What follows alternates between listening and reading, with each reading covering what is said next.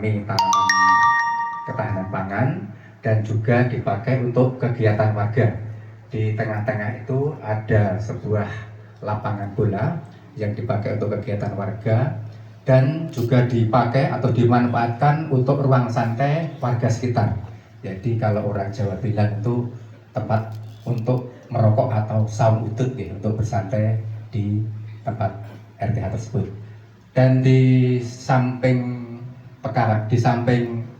lapangan itu tertera istilahnya tempat sampah atau jugangan atau rorak yang berfungsi untuk membuat sampah organik yang nanti kalau sudah menjadi pupuk bisa dipakai untuk memupuk tanaman di sekitarnya.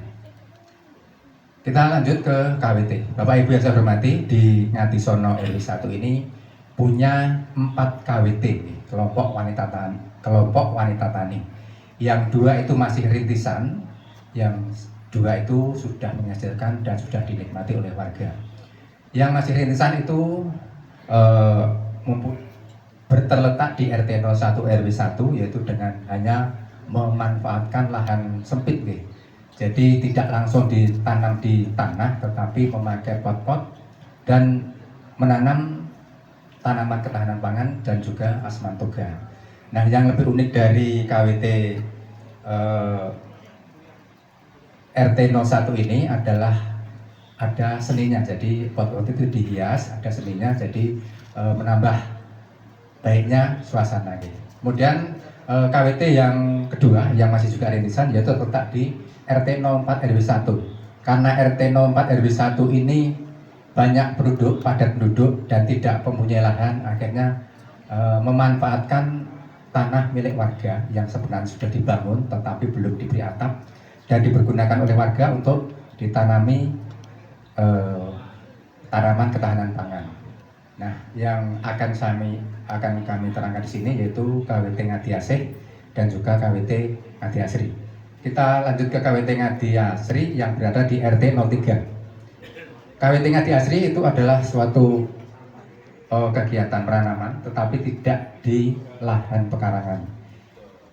Menanam di pinggiran jalan. Di situ ada sebuah perusahaan yang tertera ada pagar tinggi kurang lebih 6 meter, panjang lebih dari 200 meter, dan oleh Ibu Sandra selaku pengelola ditanami atau dibikin KWT dengan menanam di pot-pot baik tanaman asmantoga dan juga tanaman ketahanan pangan. Dan di situ juga sudah memakai sistem tetes dalam pengairannya. Kita kembali ke KWT masih satu, yaitu KWT Ngadi Asih. KWT Ngadi Asih ini yang paling populer di RW 01 karena begitu masuk di situ ada istilahnya drum atau tempat penadah air hujan yang terletak di bawah, kalau orang Jawa bilang itu di bawah talang, yang berfungsi untuk menadah air hujan. Dikala tidak ada hujan, air itu bisa dipakai untuk menyirami tanaman KWT dan sekitarnya. Dan di situ juga ada peternakan, ada lele. Kemudian saat ini juga dipakai adik-adik atau mahasiswa dari UNS Fakultas Pertanian, yaitu budidaya maggot, dan saat ini masih berlangsung. Selain daripada itu, di KWT itu juga ada sebuah jugangan atau rak yang berfungsi sebagai untuk membuat pupuk.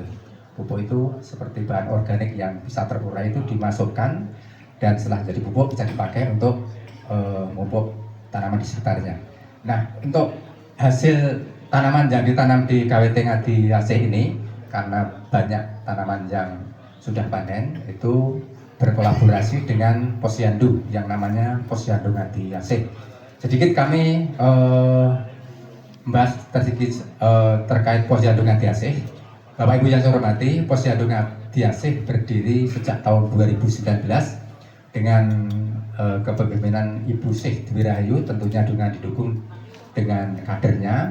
Karena kegigihan dan keseriusan dalam membina, akhirnya tahun 2023 Posyandu Ngadi Asih meraih juara nasional. Nah, itu merupakan suatu penyemangat bagi kita, dan hubungannya dengan Proklim ini Posyandu Ngadiasih berkolaborasi dengan KWT Ngadiasih dengan menyalurkan hasil bumi atau panenan yang dihasilkan oleh KWT itu lewat saat kegiatan 1 bulan sekali. Nah, next Mas. Kita kembali ke pengelolaan sampah, mengurangi reduce, reuse, dan recycle. Reduce itu mengurangi sampah organik menjadi pupuk, kemudian reuse itu menggunakan kembali seperti botol, balon menjadi pot tanaman, dan recycle,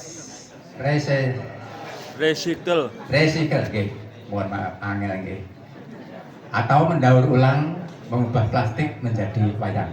Bapak Ibu yang saya hormati, sejak adanya program Kecamatan Banjarsari, kalau tidak salah tahun 2023 nih, RW 01 sudah melaksanakan program tersebut yang bernama program Papi Sarimah, paksa pilah sampah dari rumah, yaitu dengan cara setiap warga memasang 2 tempat sampah organik dan anorganik. Selain itu, untuk mengurangi suplai masukan sampah di Butrit Cempo saat ini yang sangat overload, RW 01 berusaha untuk mengurangi, yaitu dengan cara menggiatkan Karang Taruna untuk mengumpulkan barang-barang atau sampah itu di suatu tempat, dan di situ dipilah-pilah mana yang organik, mana yang anorganik. Yang organik itu dibikin pupuk atau dimasukkan dalam lubang, dan setelah menjadi pupuk bisa dipakai untuk nanam tanaman di sekelilingnya.